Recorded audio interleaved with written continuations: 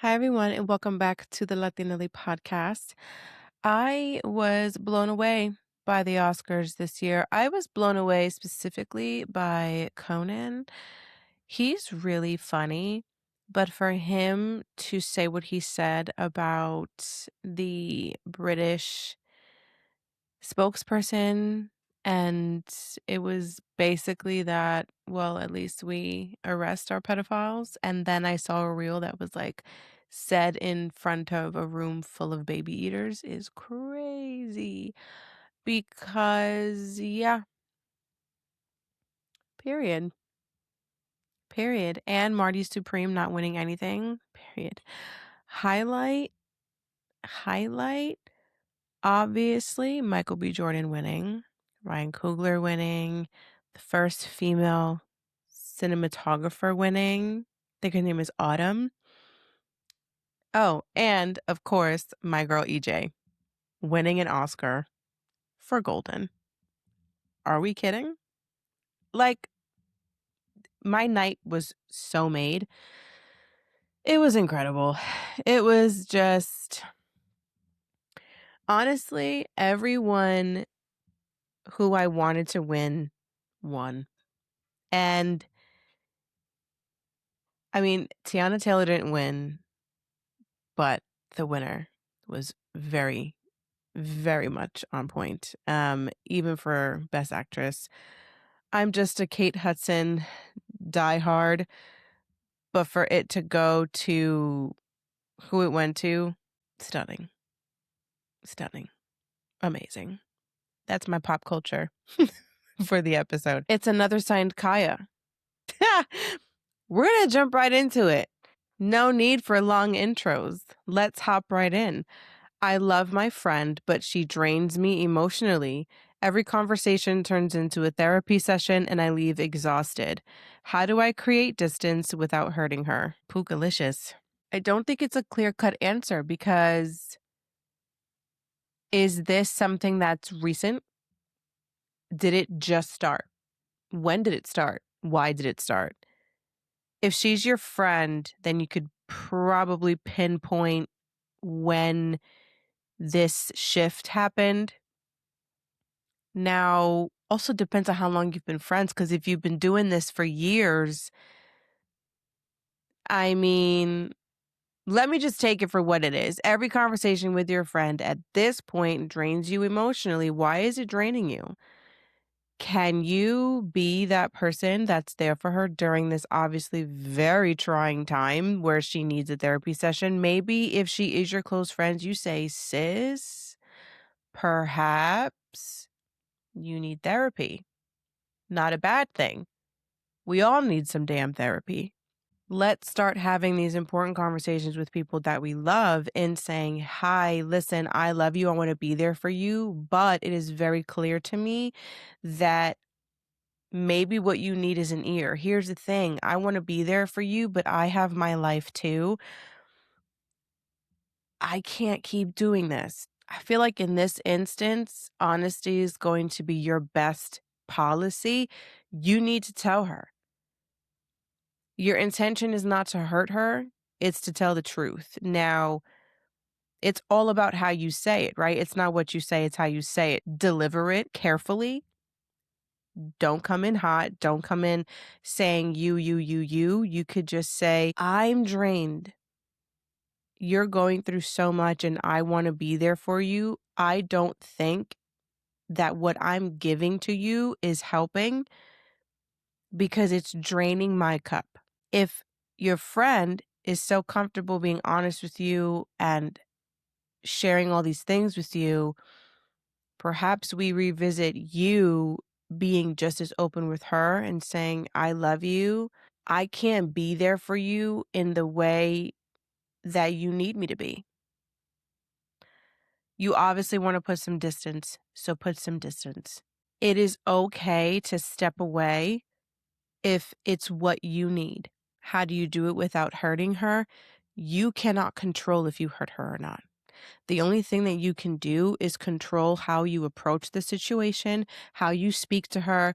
In this particular situation, Think about your friend, think about who she is. Sometimes we need to take a step back and we need to say things in a way that we know the other person can receive the information, understand it, acknowledge it, and respect it. In the sense that sometimes your delivery to one person cannot be the same delivery that you take with another person because everyone is different.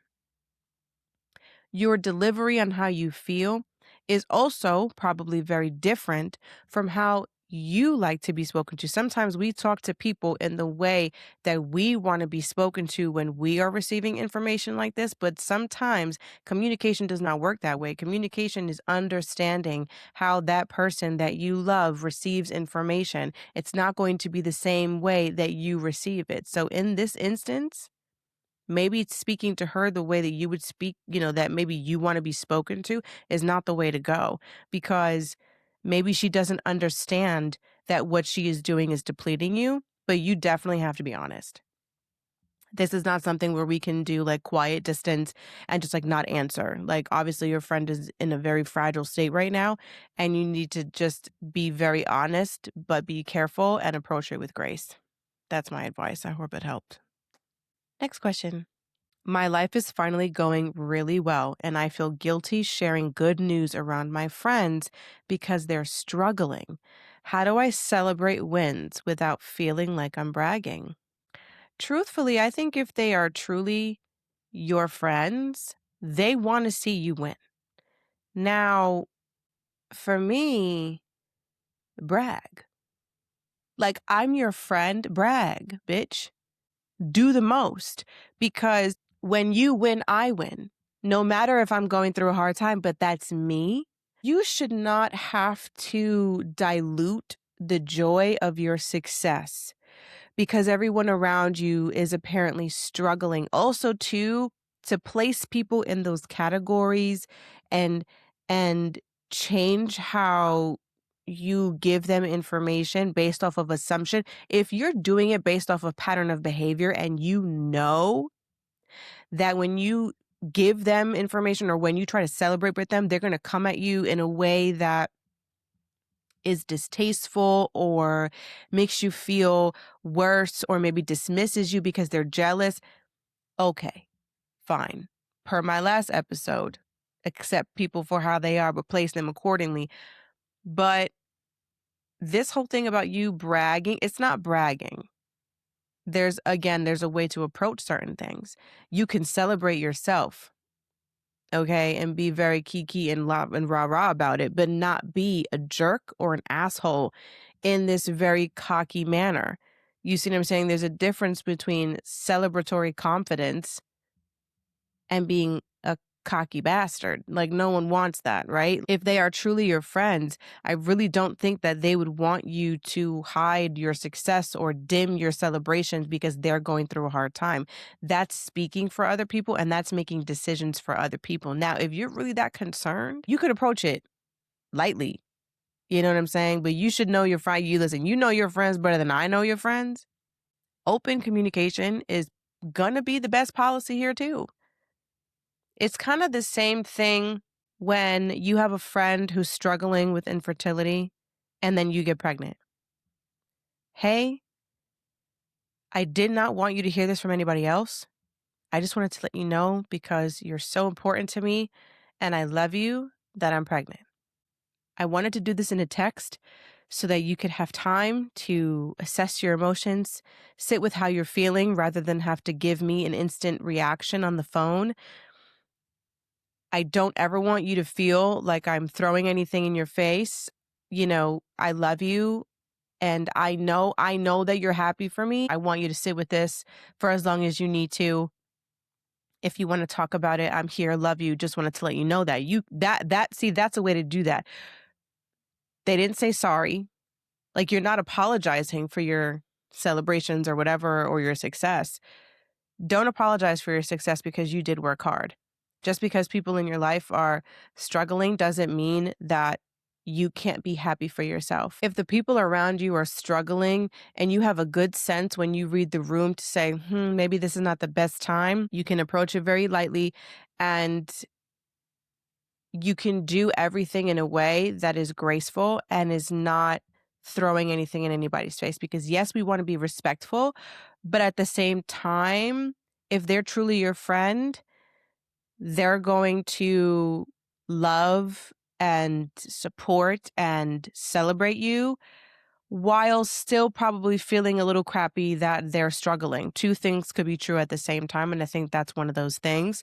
Approach it lightly, like read the room. If you're sharing things with people and you kind of know that they're not going to be happy for you because their life is kind of crappy, then that kind of gives the indication that people will only be happy for you truly unless they're doing better than you. We probably shouldn't have people in our life like that. You see what I'm saying? See, for me, your situation is your situation, mine is mine. I do with mine, you do with yours. I could be going through a really shitty time, but I'm never going to pour that on you. And I'm never going to expect you to tread lightly for me. That's just not the way that I operate. And quite frankly, I would find it a little bit insulting if you did that, because I would be like, bitch, just because my life is in the dumps doesn't mean that I can't celebrate you, because it's giving weird, envious behavior. And that is something that I never, ever, ever will be. Next one. My partner supports me, but doesn't understand my ambition. Is that something relationships can survive? Yes. Because we would be having a different conversation if your partner didn't support you and didn't understand you. For example, I don't particularly understand this societal rejection to motherhood that we've been seeing a lot online. I don't understand it. And I don't understand it because I know that I've always wanted to be a mom. I love being a mom. I love my kids. You're never going to see me talk about motherhood and misery because I'm not miserable. You see, I never lost my spark in motherhood. So just because I don't understand something doesn't mean that I don't support it. Listen, if you don't ever want to have kids, period, like don't have them. Like it's okay. You don't have to do anything that you don't want to do. We can support one another without shitting on somebody else, because how they decide to do things is different from how we decide to do things. I feel as though just because people have opposing opinions or they don't understand something in particular, automatically it's wrong. We have to stop, because it's giving very small-minded behavior, and that's not what we're doing here. Your journey is your journey. Some people don't ever want to own a house, so don't do it. Some people don't ever want to have kids, so then don't do it. In terms of this particular situation, my partner supports me but doesn't understand my ambition, then let them not understand. Let them remain in a plane of misunderstanding, because they don't have to understand you, but the fact that they support you and they are there for you and they pour into you, that is what matters.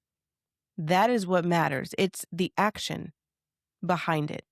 So even though they don't understand you, and I think that's even more powerful. You can understand somebody's ambition and support them. But for someone to not understand something that you have, love, want, but they support you and push you and challenge you, that is a choice. To support something that you understand kind of goes hand in hand. I understand it, I love it, I support it. Great. But to not understand something and to support it anyway, that's a choice. And that is a good person. So rather than focus on the misunderstanding, I think you should focus on the support. If I said to my husband, I want to be a makeup artist, he's not going to understand. He's going to look at me and be like, bitch, what? You're a designer. You're an art director. Where the fuck did this come from? You want to be a makeup artist? Okay, well, let's go get a kit. Let's go build a kit. And, maybe we could put an ad out somewhere and get some clients. So just because he's not going to understand this pivot doesn't mean he's not going to support me. And that is someone that you stand behind. So focus on the support, not the misunderstanding. Next one. I want to reinvent myself, but I'm scared of what people who know the old version of me will say. Stop giving a fuck. Signed, sealed, and delivered. You're scared. Who you afraid of? Who you scared of? Babe. Babe. Babe. Babe. You submitted this question to me for this show. Baby girl, have you listened to nothing? Scared of what people who know the old version of me will say. Does not matter. Whether you stayed the same, got better, worse, different, left, right, up, down, sideways, upside down, does not matter what direction you take, does not matter what change you make in your life, someone is always going to have something to say. You can do everything right in somebody's eyes. You can be everything right. You could be everything that everybody wants you to be. And guess what? Someone is still going to have something to say. I'm confused. Are you living for them or are you living for you? Whose life is it? Theirs or yours? Okay, yours. Let them say what they have to say. Let them say it. Oh, you changed. Yes, I did. Next. Oh, I miss how you were before. I don't. It's that easy. It's that easy. Reinvent yourself over and over and over again, because your reinvention is leading you closer to the ideal version of yourself that I know you see for yourself. And everybody that has something to say only wants you to be held back from who you want to be. So we don't do that here. Sorry, babe. I don't know if that answer was helpful for you. Ask yourself the question, who's the main character of my life? Me or them? Spoiler alert, it's always going to be you. Okay. I'm in my 30s and realize I don't actually like some of my family members. Is that terrible? No, because I realized I didn't like some of my family members when I was 15. So you just got a little late to the game. But you know what? As you get older, you start to realize that the patterns and behaviors of your family members very, very much go against the grain of how you're trying to live your life. It doesn't make you a terrible person. It makes you a person with clarity. It makes you a person that actually sees people for who they are. And what you're not going to do is just say, oh, blood is thicker than water, and just let things slide or let things go. Listen, you don't have to like anybody. You can love them, be respectful, that's fine, but you don't have to like them. I don't know where it says in the book of life that you have to like all your family members. I don't read that book. I don't. I don't talk to half my family members. Why? Because I don't like you. I'm the wrong person to ask that question. I'm sorry. I'm the wrong person. I realized at 15. I feel like everyone else has life figured out except for me. How do you stop comparing? I think one of the best ways to stop comparing yourself to people is to get off of social media. I really think that you may need a detox. Not only from social media, maybe you're not even on socials. I think you just need a detox. You don't have to have all of your life figured out. You just have to have the parts figured out that allow you to survive. And after you figure those parts out, you can then figure out the parts that allow you to live softly. It's going to come in phases and it's going to come in steps. It's not all going to happen at once. It's not like you wake up and you go, oh my God, I've got it all figured out. For right now, don't think about what you need. Think about what you want. What do you want? And the thing is, people that say, I don't really know what I want. Yeah, I think you do. I think inherently, deep, deep down, you know exactly what you want. Sometimes the things that we want the most are the scariest to say out loud. So I like to write them down. Because when you write them down, they're real, but they're not real at the same time. It's not like you openly claimed it, but you have it in writing. You're looking at it. You're looking at those words. And after you write it down, you can actually then say to yourself, do I really want this? You know, that's why I love journaling. There are no rules to journaling. There are no rules to figuring life out in what you want. There are things that you want and there are things that you need. Sometimes they are one and the same. And sometimes they take a lot of time to figure out because you don't want to fall into complacency and settlement in your life. You want your life.